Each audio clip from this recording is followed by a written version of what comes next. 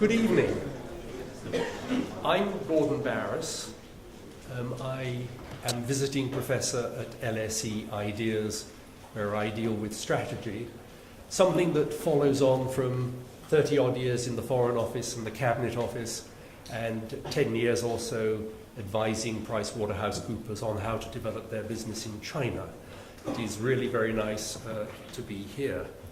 And I would like to welcome you all this evening on behalf of the Management Department of LSE to hear Richard Rumald, the Professor of Management Studies at UCLA Anderson, which is their management school, who will be speaking about his book, Good Strategy, Bad Strategy, What is the Difference and Why It Matters. But before I go further with introductions, I was told that there is an important announcement that I have to make to you. Two, in fact. One is that we are recording this performance, and it should be online in the next day or so. But the more important announcement was one that gave me a little trouble, because I was told you should say this. And I was told that for those of you who tweet, this will make sense. But for those of you who don't tweet, you may wonder whether it has something to do with the distribution of illegal smoking substances.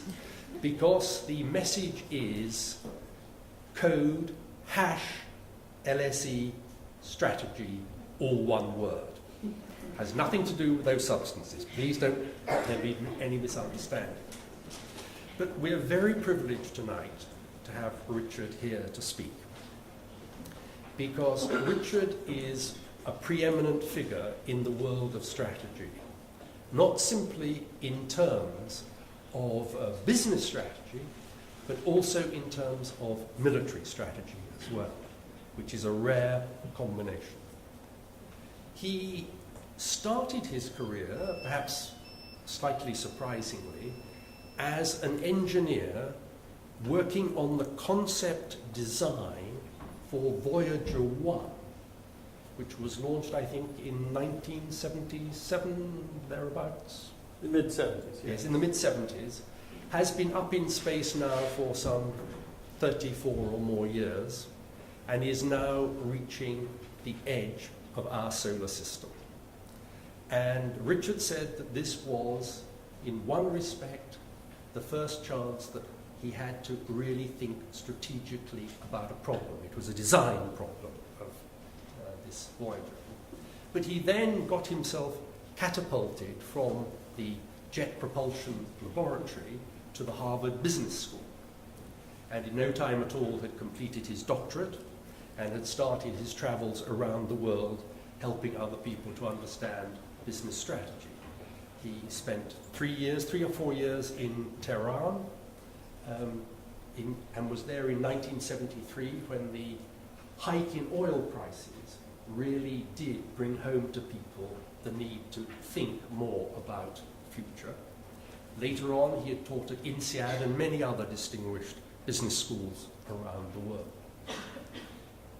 Those of you who've had a chance to see the cover of the book, you can't quite see it here, is Richard is described as the strategist's strategist. Now, that is certainly true. Strategy wonks really do have great respect for Richard and all the pioneering work that he's done. But that term strategist does sort of perhaps imply that other people wouldn't be able to understand quite as much about what he is saying. And that is not the case. His book is wonderfully accessible. As you go through it, you're not only getting the concepts that he's wishing to develop clearly set out before you, but you actually get a feeling that you're sitting with him in discussions with Steve Jobs and other luminaries of the business world, as well as, of course, some of the top strategy people in the Pentagon and elsewhere. I think you have heard enough from me. Richard, may I invite you to take the floor.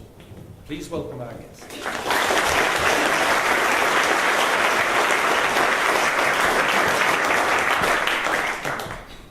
Wow, what an introduction. Thank you. It's a pleasure to be here at the London School of Economics and in London. I had the privilege of living in London for about 6 months, way back when I was waiting to see if I would get my tenure. It was a stressful time, but I did enjoy the city a lot. I lived in France for 3 or 4 years and was over here a lot because when you live in the Fontainebleau forest, you come to London for the sunshine. This book, Good Strategy, Bad Strategy, came out of me because of a growing frustration in the gap between what one thinks of as strategy and what passes for strategy in so many companies, in so many politicians' mouths, in so many government agencies, in so many nonprofits, universities, school systems. They say they have a strategy, but they don't. They have something else, something I call bad strategy. And bad strategy is not the absence of strategy, it's an active force of mistaken belief into how to think strategically and how to create strategies. And so this book aims to try to paint these two pictures. Also, for those of you who are studying here at the London School of Economics, you might know that business strategy today is conceptualized mainly in terms of economics, in terms of competitive positioning within an environment, a competitive environment of some kind, an industry structure, and that competitive advantage within that industry is the coin of the realm. What I'm going to do today is talk about a different view of strategy. I'm not going to say that the economics view is incorrect, because it's not. It's quite correct. But it is only one view. That if we're going to talk about strategy for a nation state, or a hospital, or a government agency, or a school, or a business firm, we have to use a language other than competing within an industry. Because that's only one possible regime. Well, that's the introduction to what we're going to do. I want to take you back to think about strategy to 1996. And a company called Apple was almost bankrupt. Now, this is the first time I had some interactions with Steve Jobs, who's recently passed away. This is Business Week cover, the fall of American icon. They're basically writing the obituary for Apple. And what has killed Apple is Windows 95. That Microsoft has come out with a graphical user interface, Mice and Windows, which was originally the Apple innovation. And given that, Apple's market share has taken an extreme dive. And in October of 1996, when Steve Jobs comes back to take the position of CEO for no pay, Apple's 2 months from bankruptcy. That's how much cash it has. That's how quick the cash burn is. Now, the advice from outsiders, what was it? Wall Street people said, do a deal. Get yourself bought by Sony.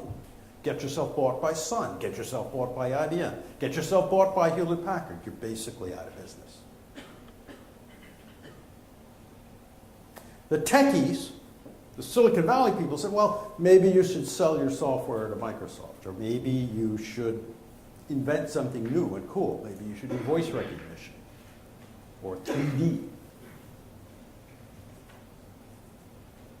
When Steve Jobs came back, he had a reputation of being a technical person, sort of, although he wasn't an engineer.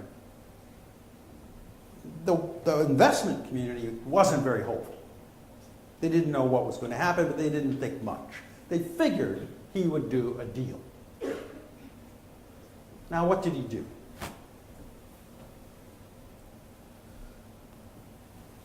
didn't sell himself to IBM. These are recommendations from Wired Magazine. He didn't do licensing his name to everyone. He didn't do these popular recommendations. What he did do might be called Business 101. First of all, he did a nice deal with Microsoft. He got them to give his company $150 million. Now, I would like to do that for Microsoft. How did he do that? Well, Microsoft was under antitrust threat for being a monopolist. It's something that happens all the time in the US, a little bit more here, a little bit less here in the UK. Every time you have a successful company, it gets sued. So Microsoft was under antitrust threat, and the last thing Microsoft wanted was for Apple to go bankrupt. So $150 million came in. That was a big help. That puts bankruptcy off by about 6 months. They had 16 models of desktop computer they were trying to sell. This is after the CEO had struggled to fix his company for 3 years. Steve Jobs cut the 15 models down to 1. He threw them out. He said to me, my wife's sister asked me which computer to buy. And I looked at the computers we were selling and I couldn't figure out which one to recommend. And he said, I am the CEO. And if I can't figure it out, how can a customer figure it out? We only need one. So he dropped everything but one. He dropped all the printers and peripherals. No more printers, no more scanners, no more. He dropped all software development. All software. Canceled it. Fired the software engineers. Everybody was amazed. Steve Jobs, he's the technical guy. He cut the hardware engineers back to the bone. In his view, they were making bad hardware. Why did he want so many hardware engineers?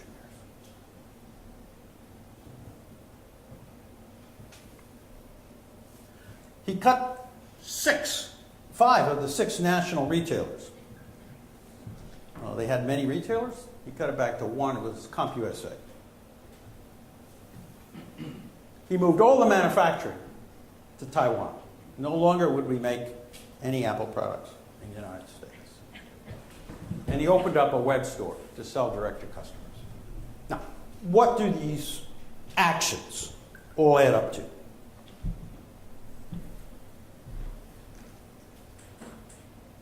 What's the strategy here?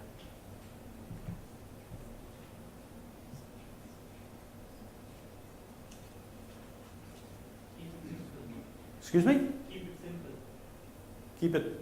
Keep it alive. At one level, you could say, hey, it's just cost cutting. It's business 101.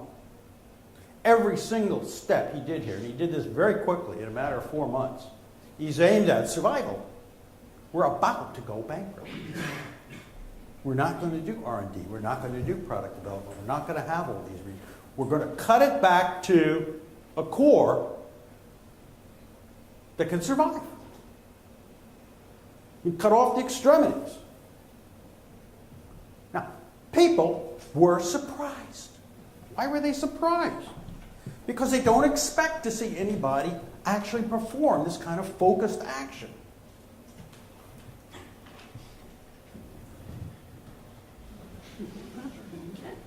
People are surprised when they see an actual strategy.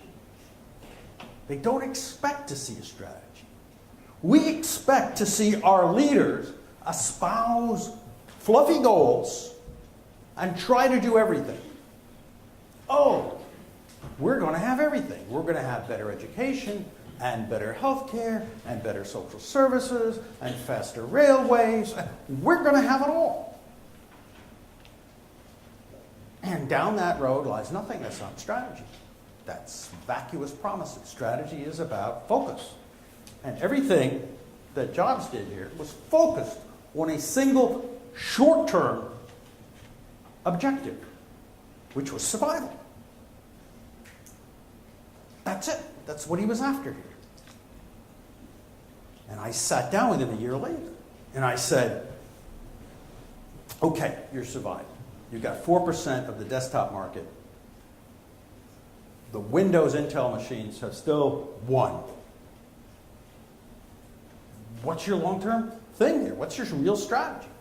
I understand the focus on survival, Lord.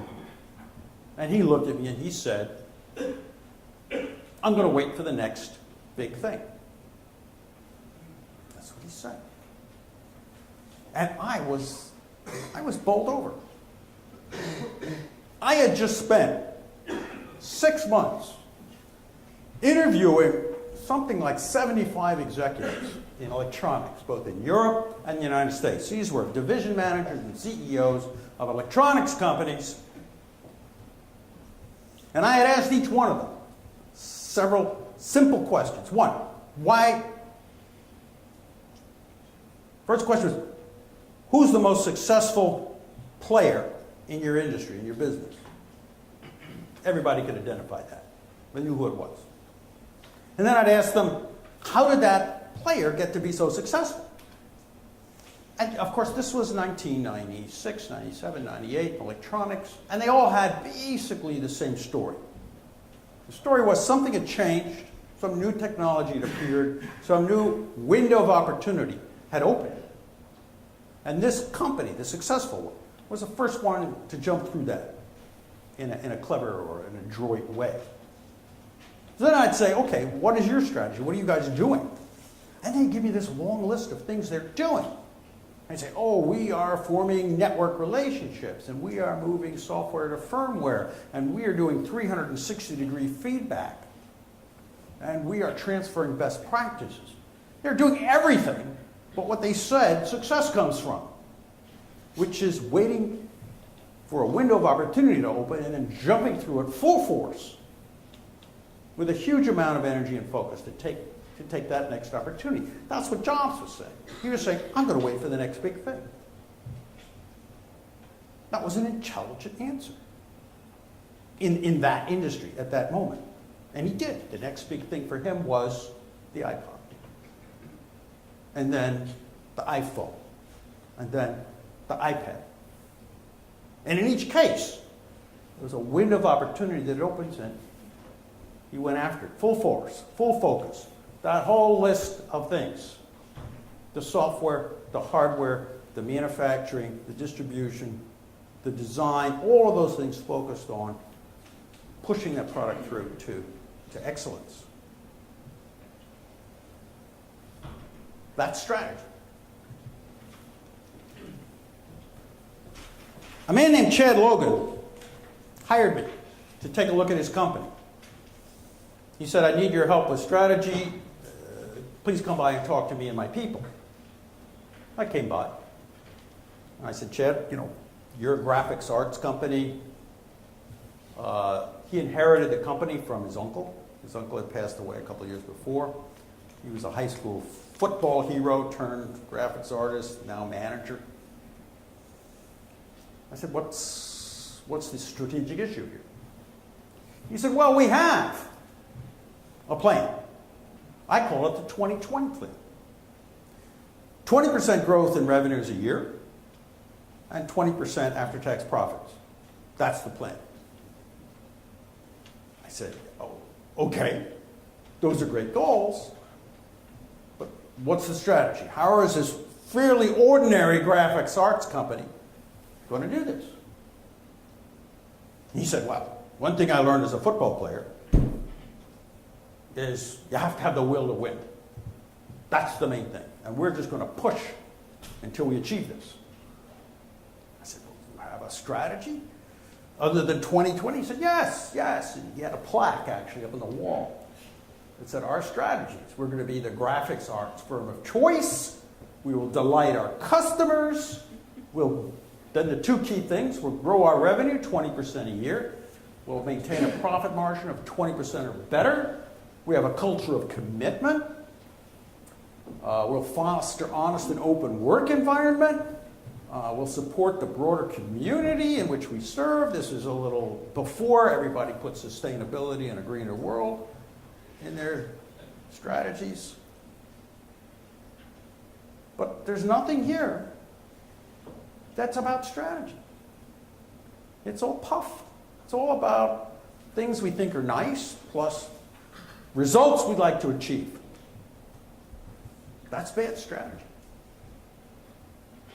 Now, if Chad Logan and his graphics art company was the only place you saw this kind of thing, it wouldn't be a big deal. But in company after company, in hundreds, thousands of corporations, that's what you get. This is a corporation, I was attending their big strategy meet they had. They had 200 or 300 senior managers from around the world. It's a big company. The picture, I had to clip from a U.S. election campaign. But there was a big release of balloons, which is why I clipped that picture. And the CEO, they had a movie of the company's products, specially produced. They had specially music that was played. The CEO gave a speech about the new strategy. And the strategy was, we're going for global leadership, we're going for growth, and we're going for shareholder return. And then there were breakout sessions where individual managers sort of had to get together and buy in to this vision. But where's the strategy? It's not there. So you think, okay, well, this is a motivational thing. They must have a planning system behind that to develop some methods. Yeah, they do. They have an annual strategic plan. It looks 3 years ahead. And every September, they start a new one. And every June, they finish the annual strategic plan. And the first year of each annual strategic plan becomes next year's budget. What it is, it's a forecast of the economy and a forecast of their revenues and a forecast of their profits. It's a bunch of financial results. It's not a strategy. A strategy is not what you hope your performance will be. A strategy is about how you're going to get there. It's bad strategy. I developed the phrase bad strategy at a national security conference in 2007, where we were looking at fairly classified and unclassified documents. There were only 9 of us in the room. There was a former head of CIA, a former head of the Department of Defense. I was the lightweight in the room. And their big complaint was there's no strategy. What we got is national goals. We got democracy. We've got to end terrorism. We want to not have people have weapons of mass destruction. But then you look down and you say, okay, how are we going to do that? He says, we will pursue a world in which there are no weapons of mass destruction in the hands of our enemies. Okay, yeah, and then how are you going to do that? Doesn't say. Now, it didn't used to be that way. You used to have sort of the difficult, here's what we're going to do. We're going to focus on this. Bad strategy. Now, before you pull out your antidepressants, there are plenty of good strategies out there. And here's Lou Gerstner, his turnaround of IBM. When he walked into IBM in 1993, it was a difficult moment. IBM's mainframe business had gone like that. The PC business had commoditized. It was a mess.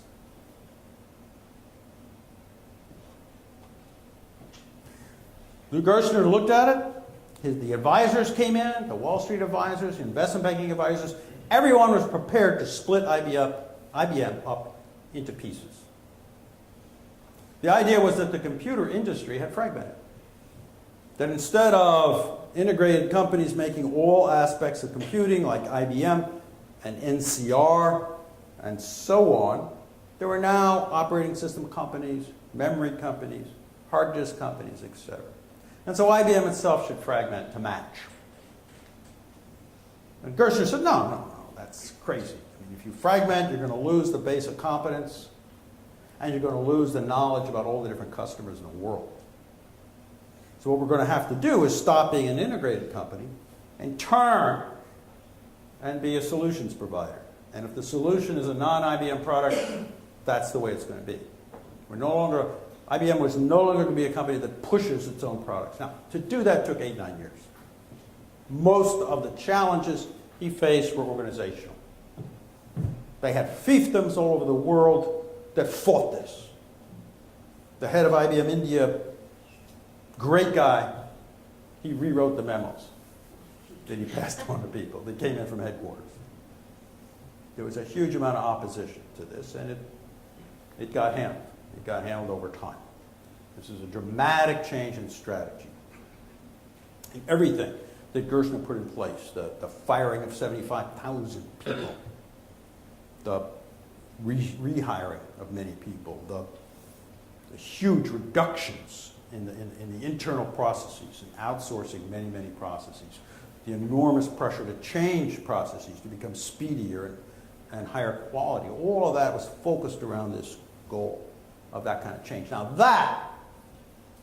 that's a strategy.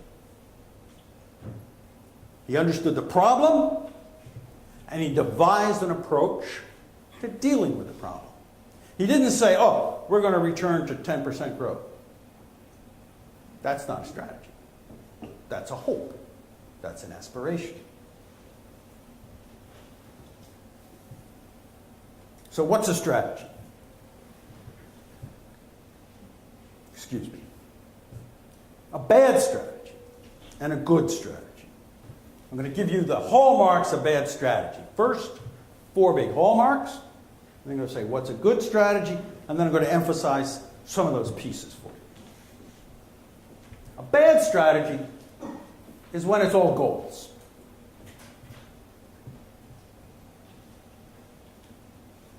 This is an old graph, but it should be familiar to anybody who's looked at corporate strategic plans. It's a perfect hockey stick. It shows profits down and then plan to go up. This is International Harvester's strategic plan in 1979. Their attempt to grow profits over the next 5 years. Actually, in 1980 there, and 81 they went bankrupt. They went out of business. So the plan didn't work. Why didn't the plan work? CEOs will say, oh, we had a great plan, but we had problems implementing it. Suggesting somehow that if only people had worked harder, these numbers could have been met. What this plan left out was the elephant in the elevator. International Harvester, at that point in time, had the worst labor relations probably of any company, certainly in the US, maybe the world. Harvester was the scene of the Haymarket riots back at the late 1800s. Places, workers were machine gunned. And their labor relations were terrible. Their wage costs were high. The work rules were disastrous. Their costs were higher than anybody else in the industry. It was amazing that they were alive. All right, given that environment, their strategy should have been to deal with that problem somehow. There's several ways you could try to do it. It's very difficult. You probably want to split yourself into separate companies from trucks and agricultural equipment and so on, because it's hard to change a big company. You probably want to try to move some of your plants out of where they exist. And you probably want to try to really dramatically change your labor relations problem. That's critical. That's your strategy. That's your bottleneck. Instead, they did this ridiculous financial forecast. They ignored their basic problem.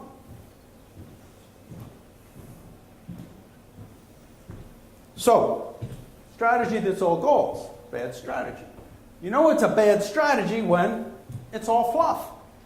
It's all vaporous concepts. There's a bank that I became acquainted with, and they said, our strategy is customer-oriented disintermediation. They're a retail bank. Of course they're customer-oriented, and disintermediation, that means you're a bank.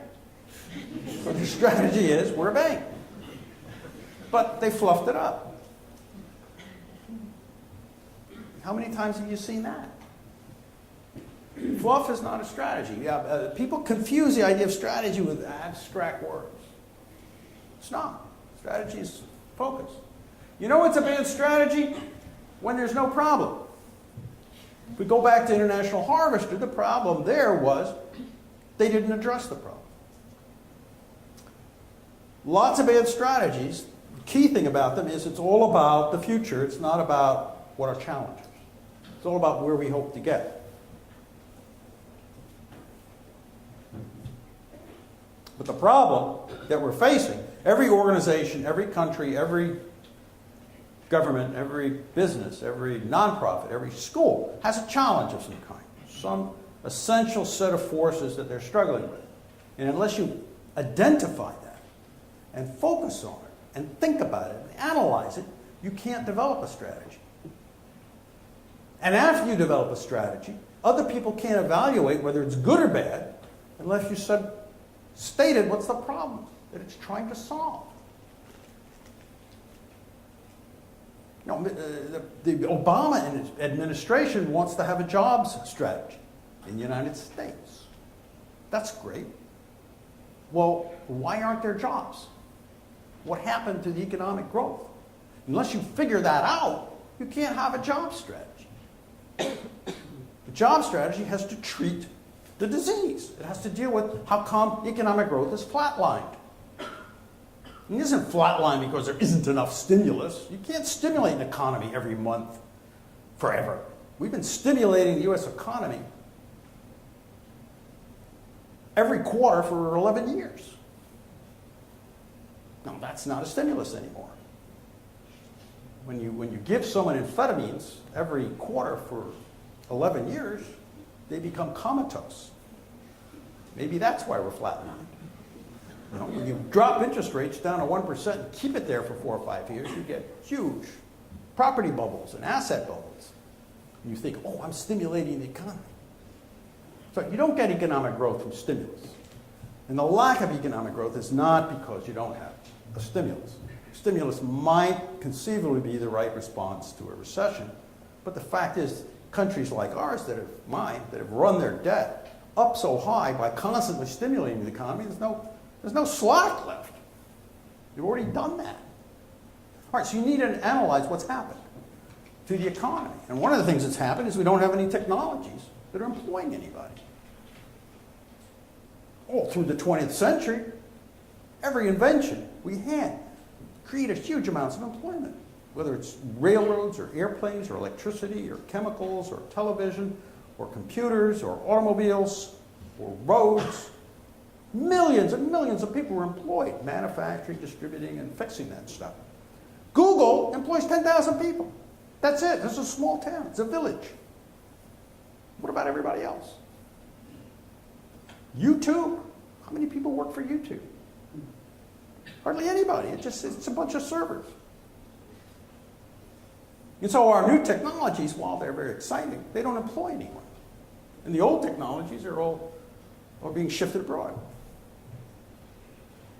So that's a problem. When you begin to identify the problem, you begin to think about strategies for somehow coping with it.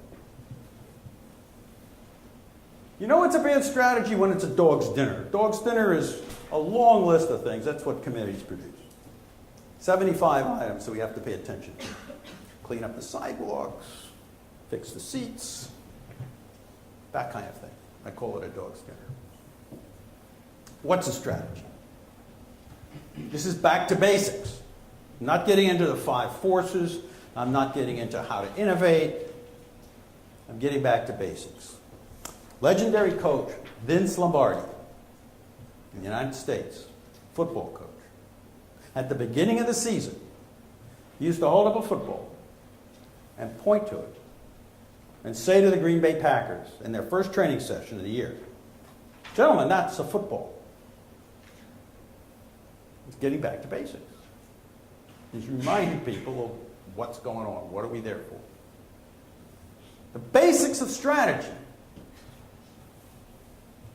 is a coherent mix of policy and action designed to surmount a difficult, usually high stakes, challenge.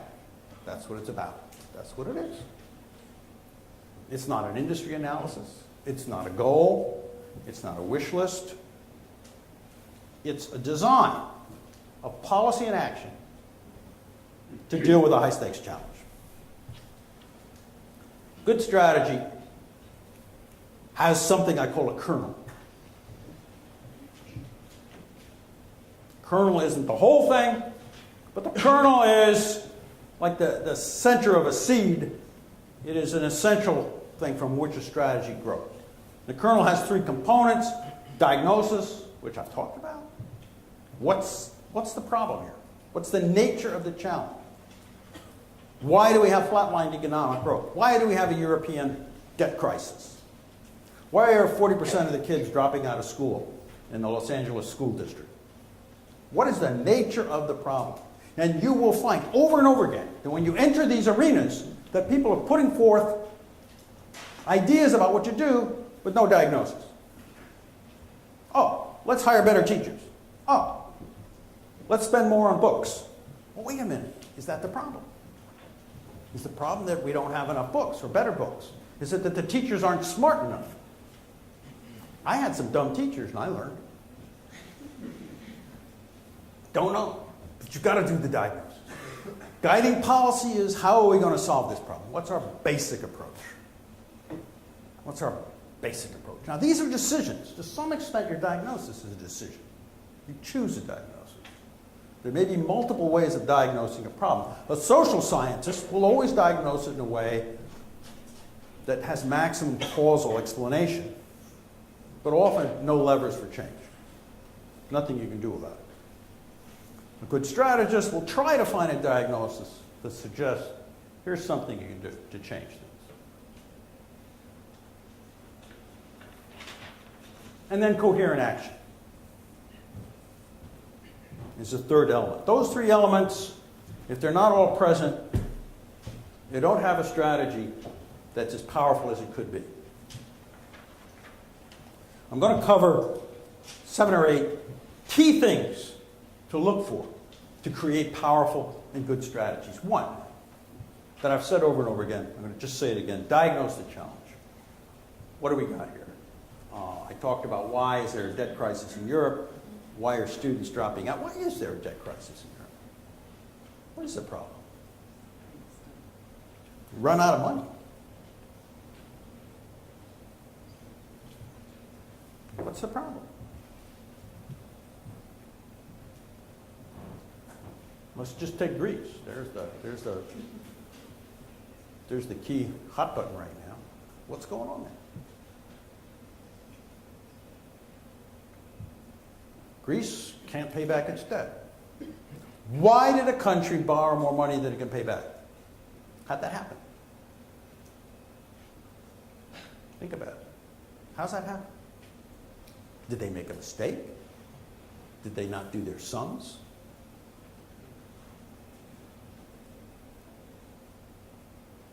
What's going on there? So you're going to say, well, they anticipated growth that didn't happen. Greece hasn't had any economic growth for 15 years. Neither is Italy. So anyway, they're borrowing in the anticipation that things will get better, or they're borrowing, if you want to be a little bit less sanguine about it, they're borrowing in order to buy votes. And then hoping something will happen in the future to take care of it. That's sort of why American administrations borrow money. They borrow money to buy votes and then hope that somehow in the future someone will cover the debt. All right, so that's half of the question. The other half is, why is anyone lending the money? Why would you lend money to Greece? What are you, nuts? It's the bankers. There's bankers in France and Germany that are lending money to Greece. Why are they doing it? Yes, if you're an economist, because economists always believe people are rational, they figure they'll get bailed out. I'm not so sure about that. Bankers I saw lending money to Greece, what they saw is that they could get a little 0.5% extra yield. And that was it. It's like the mouse following a little trail of cheese into the trap. Oh, this tastes good. This tastes good. Bang! Myopic.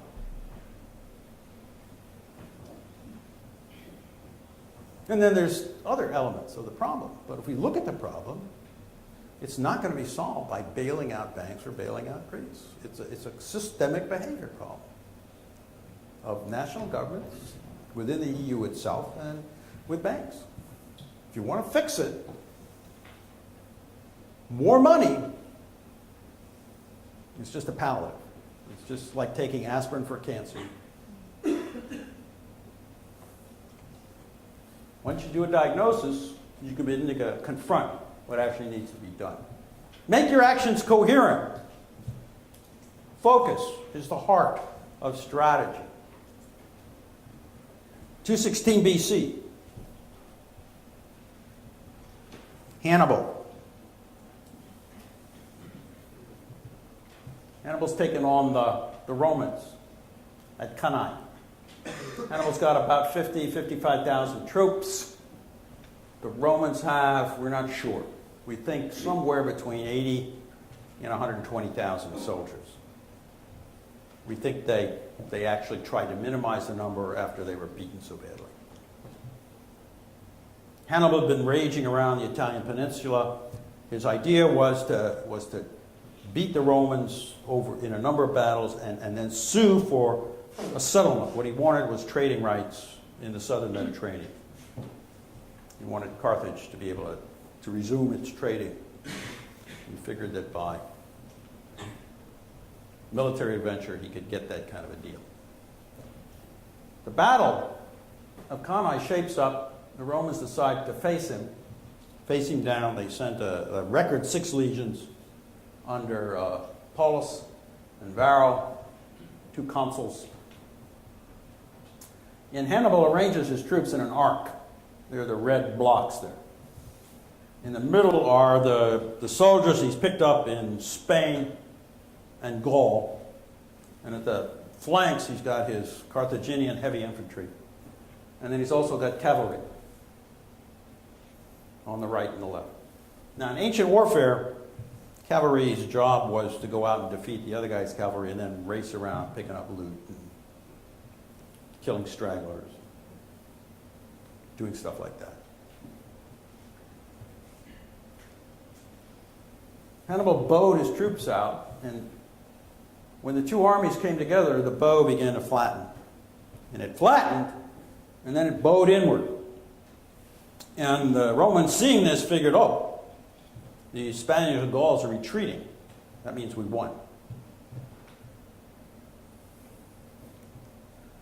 So here they are with the bow flat, and the Romans pushing the center back, and it looks like victory. And Romans begin to shout their victory cries and push together in the center to break through the center. That would be a great strategic victory.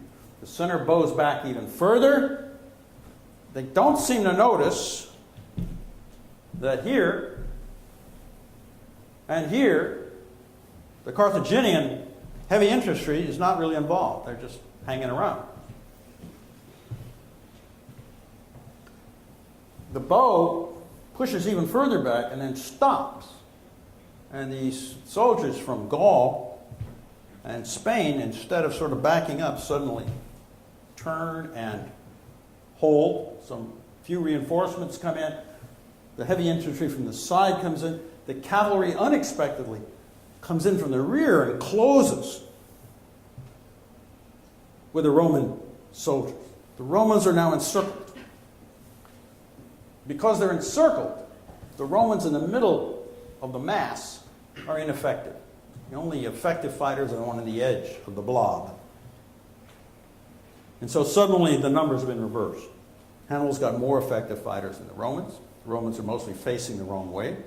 They're jammed together so hard that many of them can't lift their weapons. They stand there, we think, for 3 to 4 hours as they slowly all die. 55 to 60,000 Romans died that day in Cannae. More than any other battle in history, before or since. More than at the Somme, more than at Gallipoli, more than at Gettysburg. It was the biggest military disaster in history. And so it's been studied. What happened here? What was Hannibal? Now, you could say it was a bit of luck on Hannibal's part. But the trouble with that is he did this over and over again for 10 years. He's called the father of strategy because he taught through these kind of destructive battles the Romans to think strategically instead of just charging ahead and trying to fight. You look at this strategy and it has almost nothing to do with business. So I'm going to have to go up many levels of abstraction. But if you look at what he did, it was a coordination in time and space that was unanticipatedly clever and adroit. It was a coordination of forces, a design where the Romans' own strength, their own courage, their own ability was turned against them.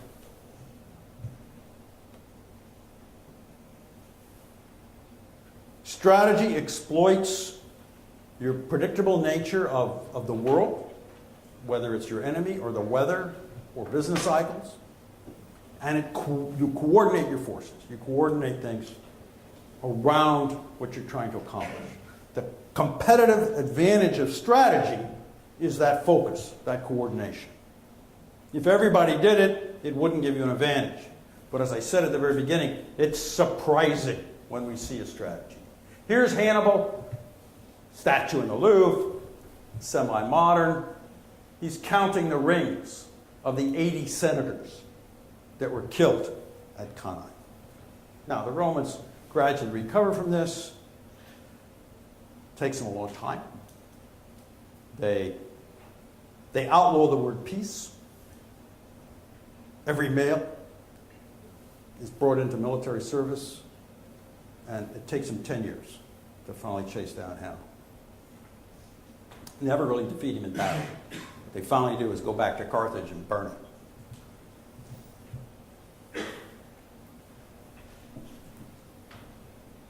Focus, coordination.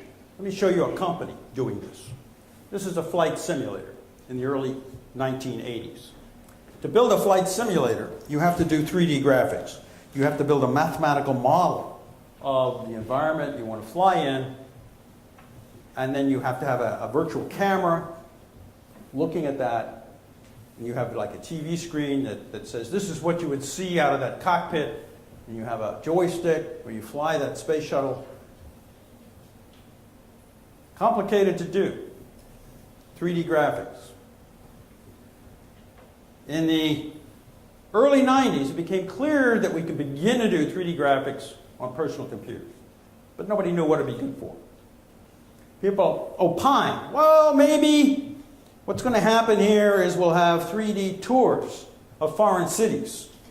You'll be able to go around Paris with your virtual camera. Or surgeons will look inside bodies and learn with 3D stuff. Or architects will sell designs with 3D graphics. But that's not what happened. What happened is 3D graphics was pulled into the market by the invention of violent video games. This one right here is Doom from 1995. Oop, let's see if I can get it to play.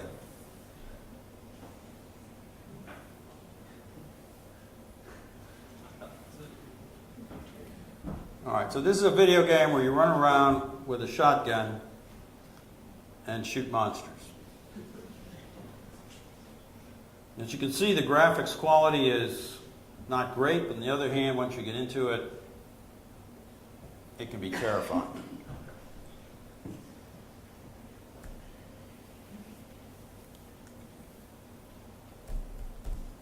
Why is this thing not going to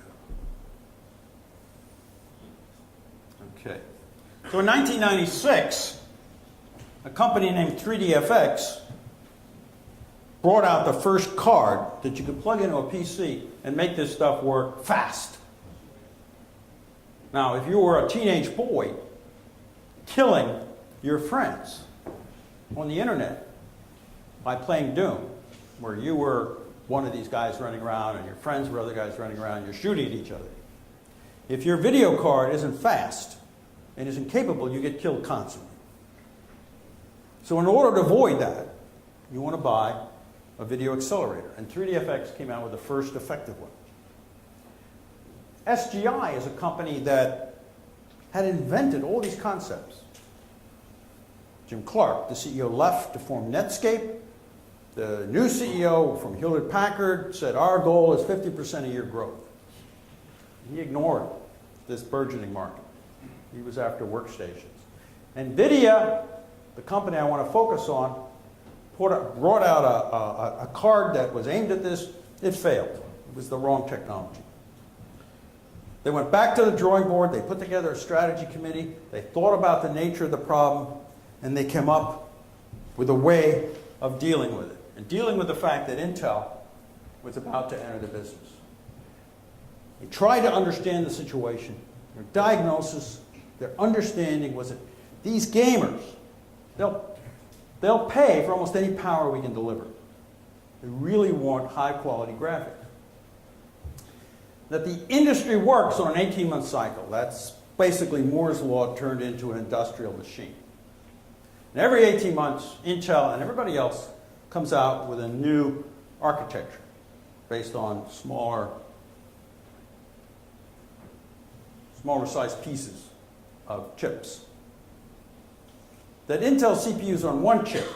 So as they get more and more, as their designs get more compact and smaller, they tend to put more chips on a wafer and try to reduce the cost.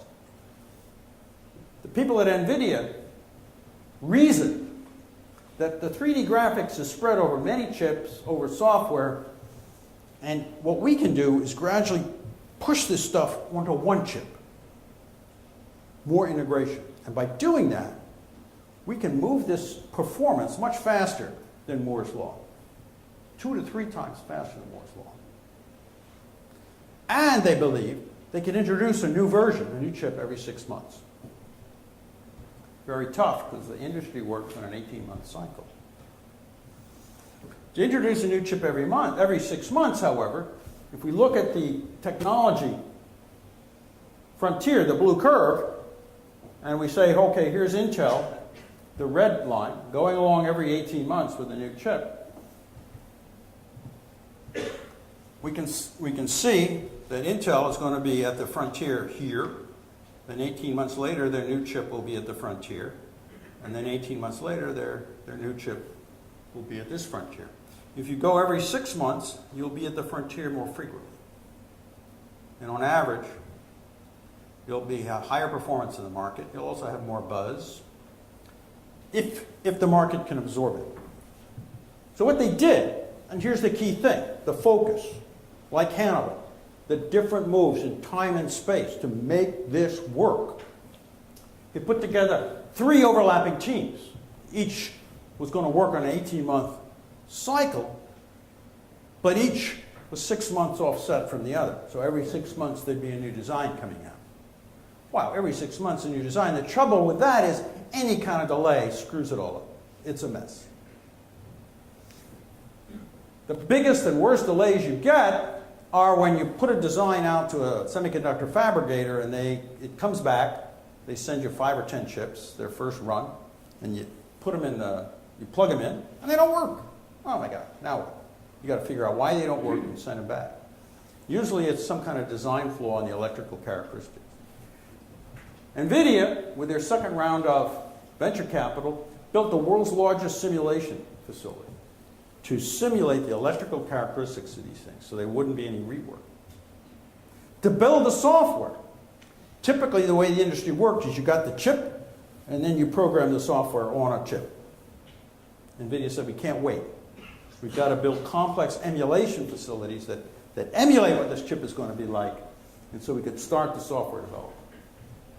The way the industry worked was people developed these chips and then they sold them to board makers. Companies like ATI, or companies like Champion, or companies with other names. And they would put the chip in their board and they would develop the software. And NVIDIA said, no, we can't do that. That's too slow. We're going to have to develop our own software. And we're going to have to go around the board makers. We're going to find no-name board makers in Asia who are willing to put our chips on the board and our software on the board. We don't want to get in the board business. It's profitless.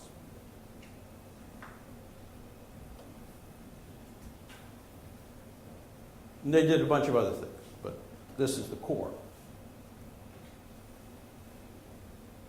NVIDIA's graphics chips became more and more complicated, faster and faster. They became more complicated than Intel CPUs there about 1999, 2000. They continue to be the most complex chips in anybody's computer. The world's fastest computer was put together a year and a half ago by a group of engineers in Beijing, and what they used was NVIDIA graphics chips to build it. These are amazing machines. NVIDIA raced ahead of its competitors. 3DFX went bankrupt.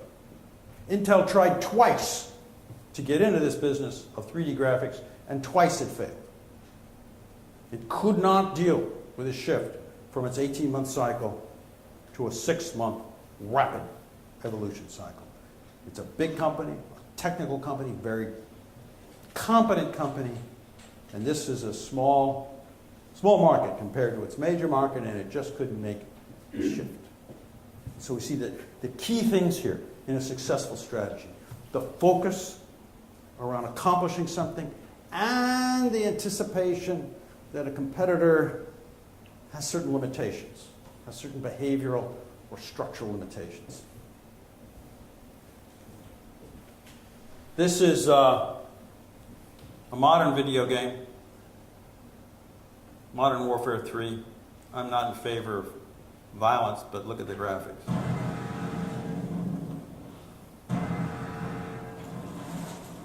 This is all triangles. Millions and millions and millions of triangles that people create these images out of. It's not a movie. It's 3D graphics.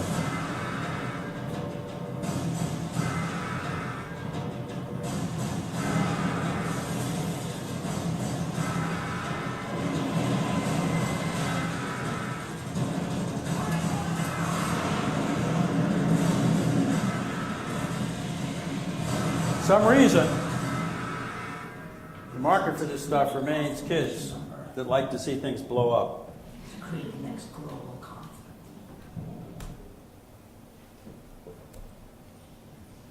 Number 3, insight. Strategy is about insight. There's no way around it. It's not about looking at a matrix or a graph or a curve and picking your strategy. It's not about the 8 boxes and your strategy is the one on the left. It's just not that way, any more than a great film director. It's about pick one of the 4 plots. Anybody tries to sell you that, it's a fake. It's an insight. Number 4, you've got to create proximate objectives. Strategy is not about the far future. It has to do with the future. It has to do with us getting to the future and not being stuck. But the way we get to the future is doing something now. Doing something now to push through the challenges and problems we have. A proximate objective is one that's feasible. It's one that we can actually achieve in the near term. I like near term 1 year, 18 months, 2 years max. It doesn't have to be near term, but it has to be pretty feasible. What do I mean by pretty feasible? A reasonable expectation that it can happen. What do I mean by reasonable? Well, you know what I mean. It means not blue sky. The United States has a goal of stopping the drug trade. Well, that's blue sky. Ain't going to happen, ever.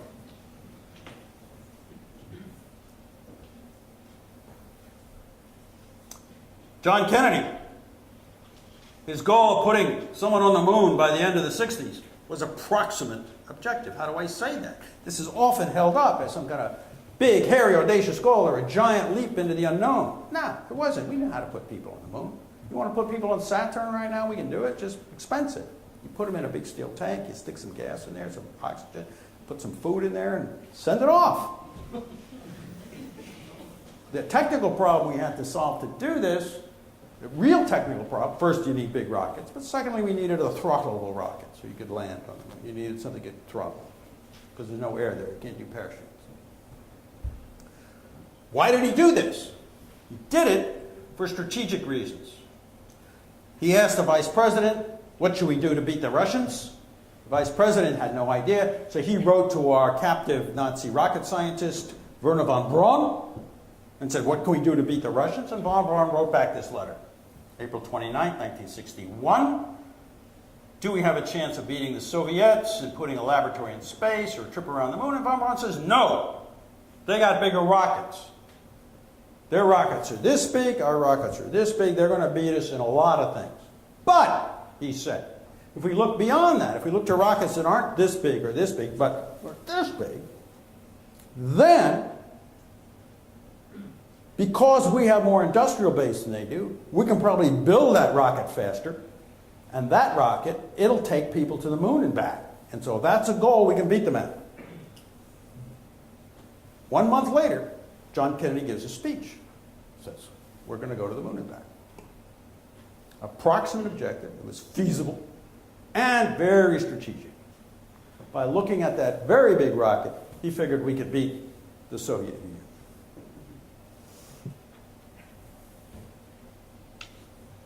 That's the kind of rocket it took to go to the moon, the one on the right. And back, these are the rockets we had when he made the speech. That's the USA rocket, the little tiny one there, and these were the Soviet Union's rockets. So that was the idea. The idea was, well, we just have to make a bigger rocket. That's not rocket science. That's just big rockets. Ride the wave. Great companies come out of technical change. They come out of changes in the world that you take advantage of and ride. People could see for a long time that computing and telecommunications were somehow going to converge. This is NEC's vision of that, put together in the late 70s. And the vision is sort of that there's going to be this big battle between telecommunication companies and computer companies. Well, it didn't work out that way. What happened was microprocessors upset the whole thing. And companies like Cisco, Systems, and Microsoft were able to ride that wave of change adroitly. If you look at Apple, the wave of change Steve Jobs was riding was a shift from desktop to mobile platform. Links matter. Chain links are situations where to have excellence, you have to have a bunch of things all work. Any one of them doesn't work, the excellence isn't there. Just like a chain is only as strong as the weakest link, in a chain link technology or chain link system, each piece has to work right. It's not a production function, it's additive.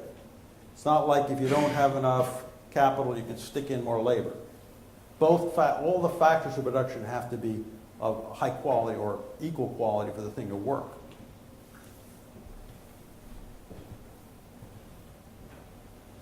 I'm going to skip over some analysis here. Expect entropy and inertia. This would be my 7th principle, good strategy. Understand that the real world out there, things are a mess. Competitors are not alert. Your own company may be your biggest challenge. It's hard to get things to change. Other companies don't change easily. Other nations don't change easily. Expect entropy and inertia. Here, for example, is General Motors in 1919. That's its product line. Ford, its competitor, has got the Model T down there. These are the price bands. And General Motors is a car conglomerate in 1919. It's got Chevrolet, Oakland, Oldsmobile, Sheridan, Scripps Booth, Buick, Cadillac. It was put together by acquisitions. Pierre DuPont, Alfred Sloan, senior managers, DuPont tells Sloan, put together a product policy for this company. Figure out what it should do. It takes him 3 months of hard work, of thinking. And he writes the product policy of the company, and this is what he comes up with. Each division should have its own price category. Chevrolet competes with Ford. Oakland, which eventually becomes Pontiac, is priced above Chevrolet. Buick above Oakland. Oldsmobile above Buick. Cadillac above Oldsmobile. Each division has its own price land that it lives in.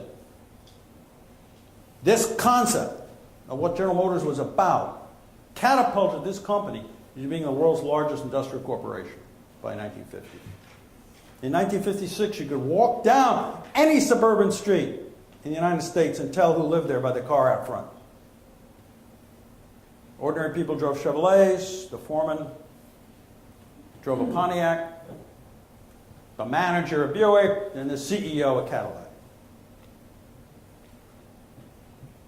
What happened over the years? Here's the situation in 2008 as General Motors was bankrupt. Look at its product line. Is there any clear pattern there of which product or which brand is which? Toyota, above, looks more like General Motors in 1921. In 2008, General Motors has 15 products at the $22,000 point. How does that happen? How does that happen? How can you have corporate strategy year in and year out and let your products become so undifferentiated? As in when Steve Jobs walked into Apple and said, it's 15 computers here, I don't know which one to tell someone to buy. It just happens, and I call it entropy. This happens because the original plan gets mushed over time. It gets disorganized. You can imagine that if you're in the Buick division, you're sitting there and saying, geez, our job is to have this high-priced car, but you know, if we had a car that was lower priced, we could sell more units and get a bigger bonus.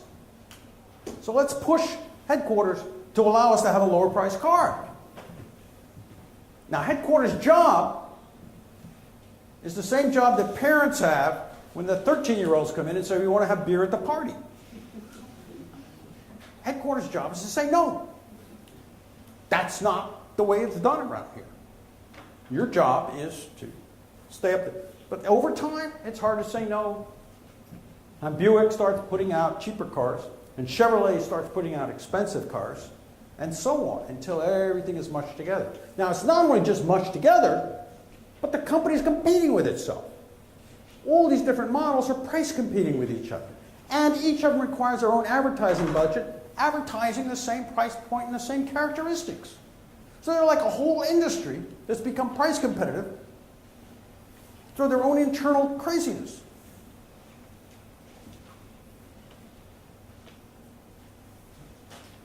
Entropy. Good strategy, bad strategy. It's hard to do, but it's not that hard to describe. Bad strategy is fluff. It's here's where we're going to go without how we're going to get there. It's not defining the nature of the challenge, so that when you put forward a plan, no one can assess whether it's a good plan or bad plan because you don't know what it's trying to deal with. You don't know what the difficulty is. Good strategy has a lot of characteristics. A few that I put forward. Primary one, focus, energy. Don't disperse it in all different directions. Focus particularly on a proximate objective, something critical that can be accomplished in the near future. Good strategy, bad strategy? Thanks for your attention.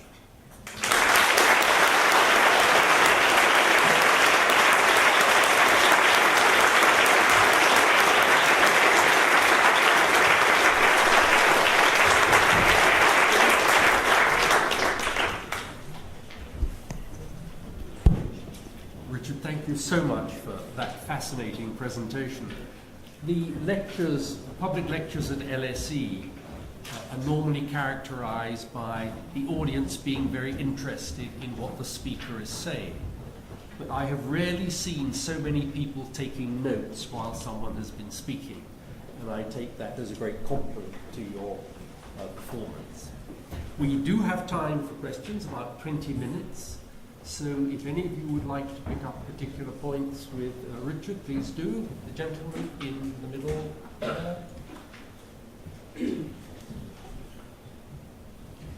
Yes, my name is Mr. Stefano Bonfa. I'm from Oxford Sustainable Development dealing with strategies. My question is, yes, I appreciated your approach. What I would like to have, let's say, more opinion is concept of focusing. How you can focusing in something once you don't know in the diagnosis phases. In other words, in order to have the problem, we have to have the information, we have to have the data. And then from the data you can develop what you call it policy or strategy, and then you can start focusing. So the first step, in your approach, I think is not so much emphasized. Second question is, yes, I do appreciate that you push about technology.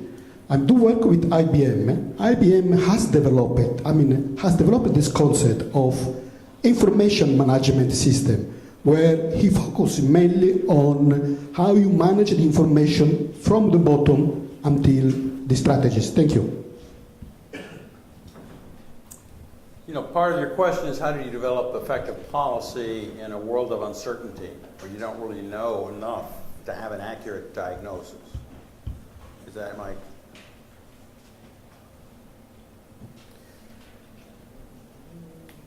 A good strategist is a bit like a scientist. You're working with empirical data. You're forming a strategy. It's fundamentally a hypothesis about what's going to work. We'd like to have a hypothesis that we're sure is going to work. But we rarely are about safe, that kind of certainty. What we try to do in the best of cases is develop some tests, some experimental data from the world that tells us more about what's the nature of the problem. Companies that you can have multiple countries or multiple outlets or multiple stores or multiple initiatives and see which one is working better, they can move more quickly. In government and in policy areas, collecting information sufficient to analyze the nature of the problem is costly. The worst strategic situations are where there's a huge amount of uncertainty and we only get one try. Because then we have to have an accurate diagnosis, we have to formulate a plan, we have to carry it out, and it either works or it doesn't. There's no in-between incremental improvement. So we try as strategists to create situations where we're able to make these improvements over time rather than the one big leap. I hope that helps. Other questions? Yes, the lady in there. There's a microphone coming to you. Hi, I'm Nimisha. I'm a student at the NSC. And what I wanted to ask you is that if you had to recommend the United States of America, give some recommendations what they should do to get out of the current economic mess they are in, what would they be? The government has to become more efficient. It is incredibly inefficient in what it does, which has created a group of voters, a large group of voters, that do not trust it to do anything. They see it spend $1 million a year to put one soldier in Afghanistan. What is that? They see it throw money at banks, build trillions. They see it when there's a horrible flood, a catastrophe in New Orleans. The federal government can't get its trucks there.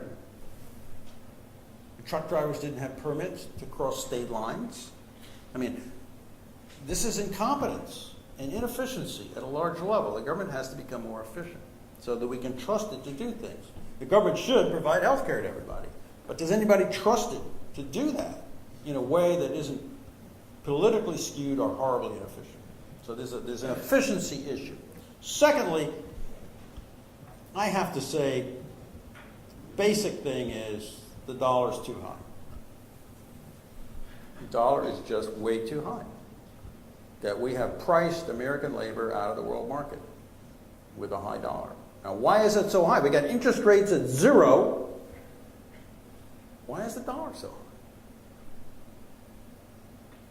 My economist friends can't explain it, but that's the thing that has to be tackled. The dollar is way too high.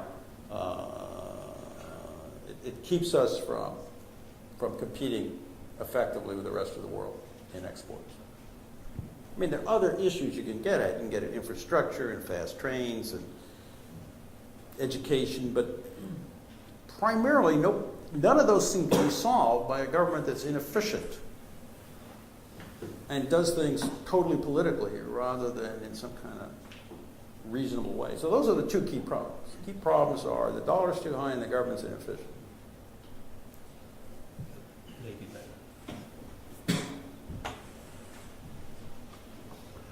Yes, I'm wondering if you might provide an illustration or two or comment on where good strategies might be being employed currently at the state or local level in the states, and what kind of political leadership it takes to employ them. Well, it takes imaginative political leaders. It takes political strength. Political power is the power to do things on your own that aren't just what your supporters want. So it takes some political power. In my state, where I have, I call it my vacation home, but I try to spend more time there than just vacation, is New Mexico. That's one of the poorest states in the United States. It's basically very rural. It's very beautiful. One reason I like it, it's a giant state with only 3 million people, so it's empty. I find that charming. A lot of empty space. The governor the last governor, put in a very interesting set of policies about moving film production to New Mexico. And what's interesting about it is they didn't just put in a tax break. They put in a tax break for film production.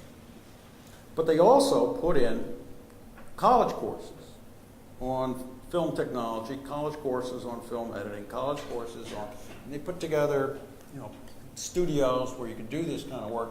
So in the sense of focus, there were 4, 5, 6 different actions and policies, all of which happened in a fairly short period of time, focused around making New Mexico a location, not only a choice for filming, not just going there because of the interesting settings, but as a place where the skills were going to be developed and the skills would reside. And okay, that's a pretty cool strategy. It's fairly simple, and it's working fairly well. Yes, gentlemen in the middle. I mean, it also depends on Hollywood being uncompetitive, increasingly uncompetitive, increasingly hostile to its own business. Hello, my name is Alex. As you said, Steve Jobs told you that the strategy was to wait, and I can call him a great leader. To have a good strategy and to succeed in it, does the organization or a country need a great leader to do that? Because if there are many of the managers and so on, this creates uncertainty. So basically, I'm from Russia, and there's only Putin, and that's why this question is a bit interesting for me as well. Hopefully, nation states don't need complex strategies. Unless they're going to go to war, you should basically provide the hygiene factors that allow everybody to get on with life. Decent infrastructure, a certain amount of education, stuff like that. Do we need a great leader? I'm not going to say that. The trouble with great leaders is sometimes they're horrible and sometimes they're good. It's like monarchs. There are moments when monarchs create golden ages because they're long-lived and they're really smart. But once you go to monarchy, then you're going to have some really terrible monarchs that take you down into hell.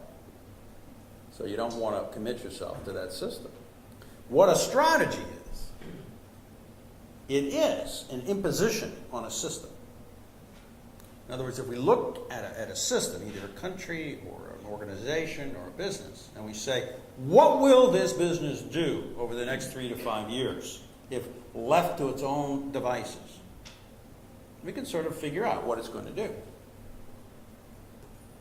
Strategy is to change that, is to create some kind of coherence between disparate pieces.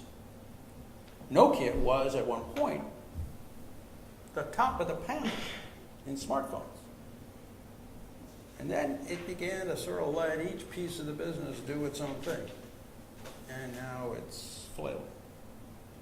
So it isn't so much you need a great leader, as you need this coherence.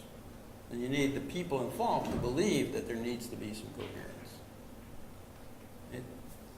It's like a symphony orchestra. There has to be some kind of tempo that is set. It doesn't mean it's an autocrat.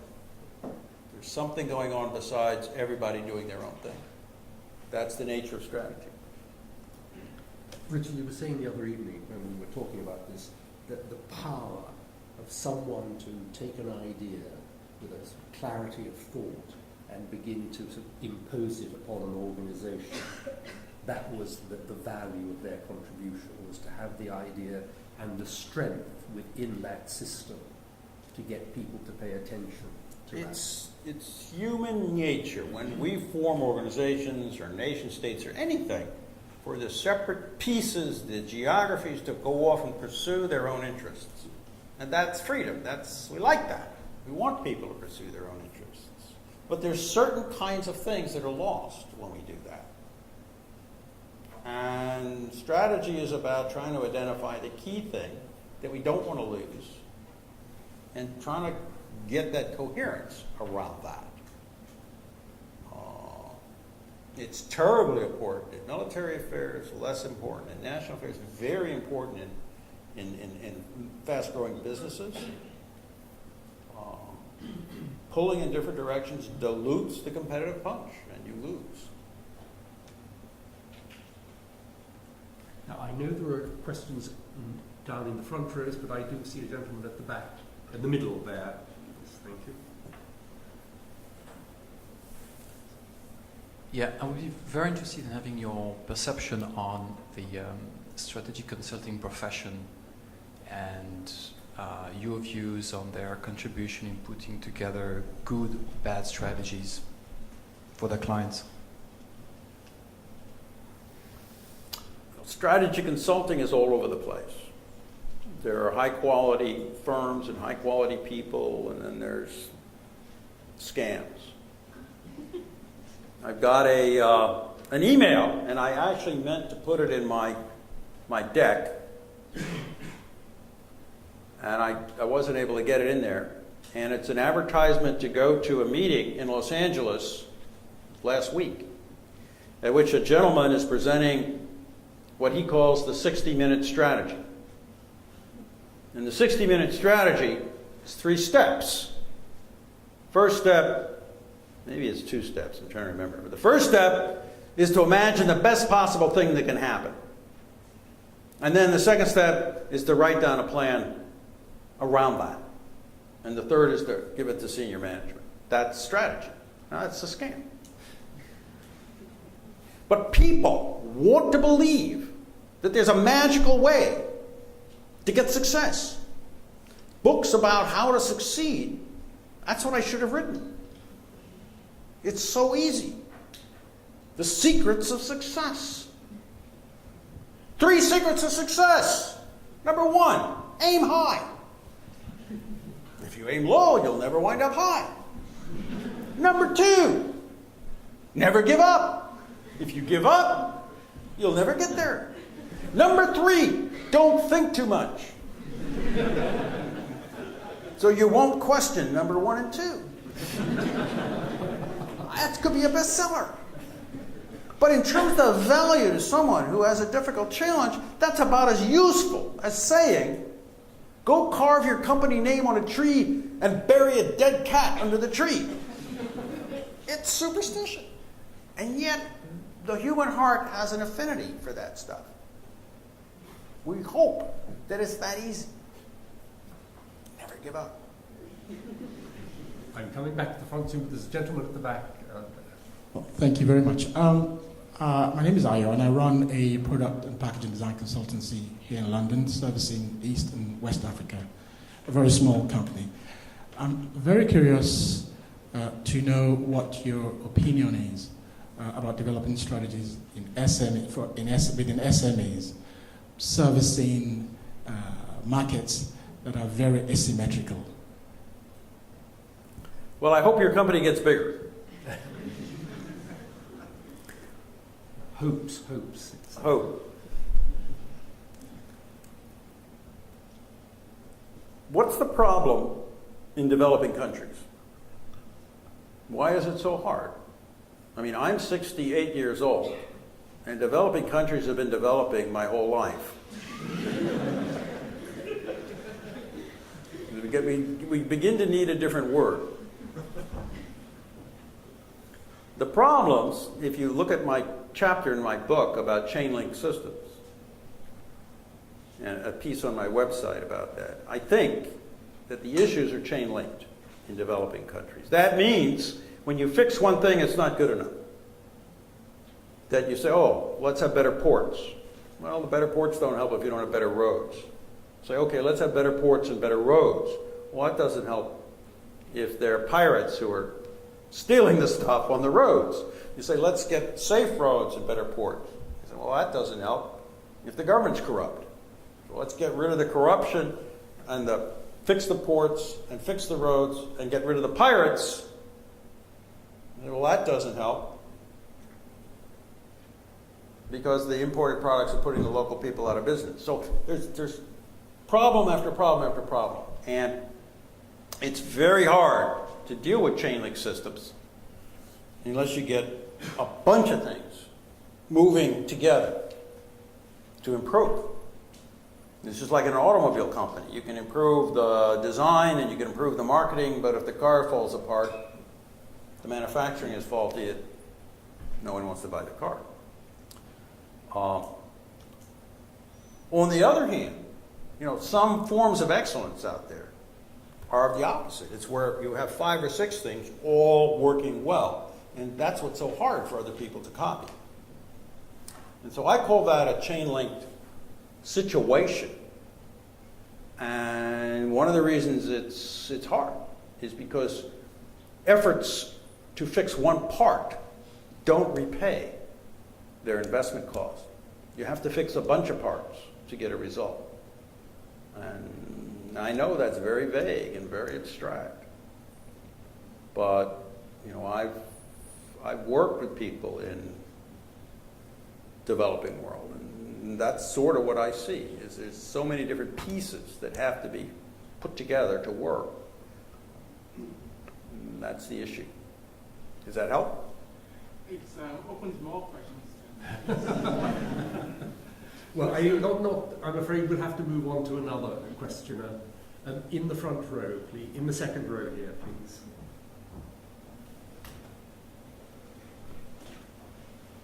And then we'll have time just for one last question. Hello, I'm Xu Wei. I'm a student in LSE IDEA.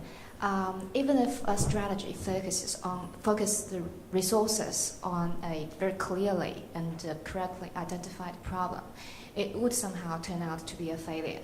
So my question is, do you equate good strategy with success and bad strategy with failure? Thank you. No, I don't.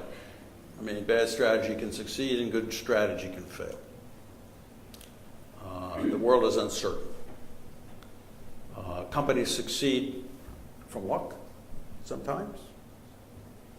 They succeed because, look at Groupon. I mean, Groupon's strategy is to try to get a lot of money from stock investors. That's it.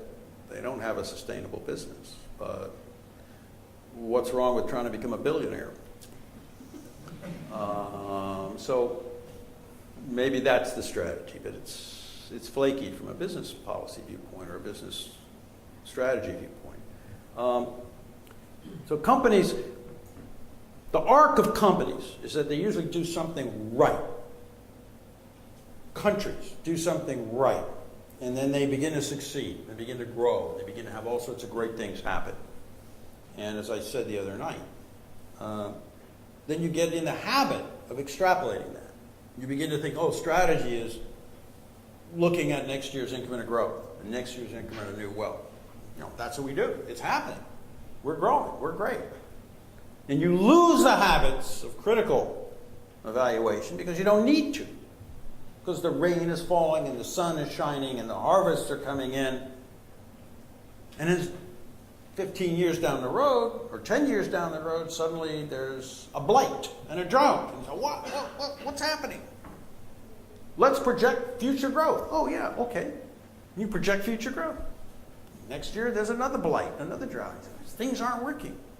You've forgotten about how to deal with adversity. You've forgotten that you should be putting grain aside for the bad years. Remember the Bible, 7 fat years, 7 lean years? This is not like new wisdom. But we forget to do it because things are good. And we don't put aside resources for when things are not good. It's the nature of the human condition.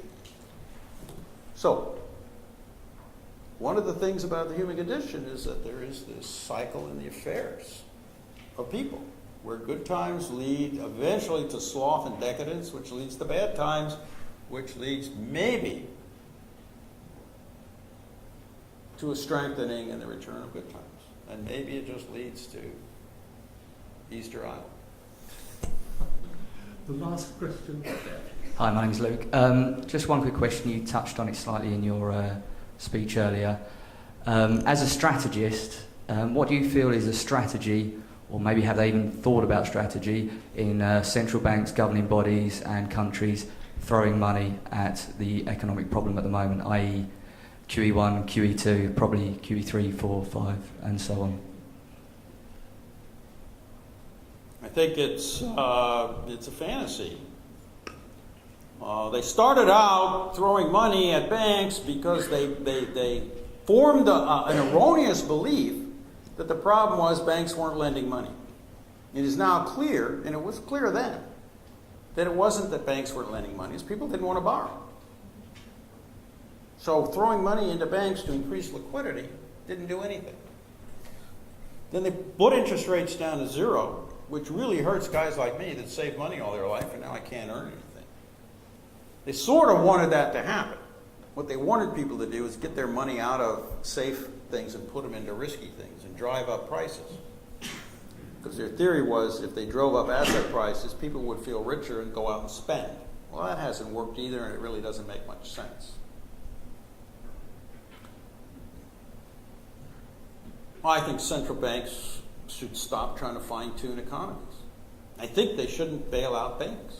I think if a bank makes a lot of bad loans, the bank should be nationalized. The manager should be fired. It should be recapitalized and spun off. The Swedes did this, and they did it with great skill and speed. I was a consultant to some national people at the time, and I suggested that they use Guantanamo Bay to take the banks through rapid bankruptcies, but I was left out of the room. But